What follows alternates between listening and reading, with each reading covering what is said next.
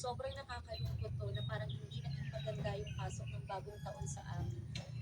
Ito nga pala yung araw na nagplano kami umakyat ng Baguio kasama yung buong pamilya ko, yung mga anak ko. 2 AM pa lang dapat nakaalis na kami dito dahil before mag 2 AM tapos na nga kaming mag-prepare. Pero inaantay pa rin namin dito si Abel, yung partner ko. Dahil nga nag-expect ako na darating siya dahil alam niyang aalis kami. So dito nga pala ay nasa biyahe na kami. 3 AM nung umalis kami sa bahay. Sumama na talaga yung loob ko dito nung umalis kami. Dahil nga umalis kami nang wala si Abel tapos inabutan pa kami ng napakalakas na ulan. Ito yung isa sa dahilan kung bakit napakahirap talagang payagan ng partner natin na makiparty or makiselebrate sa ibang lugar dahil nakakalimutan nila yung obligasyon nila, yung respeto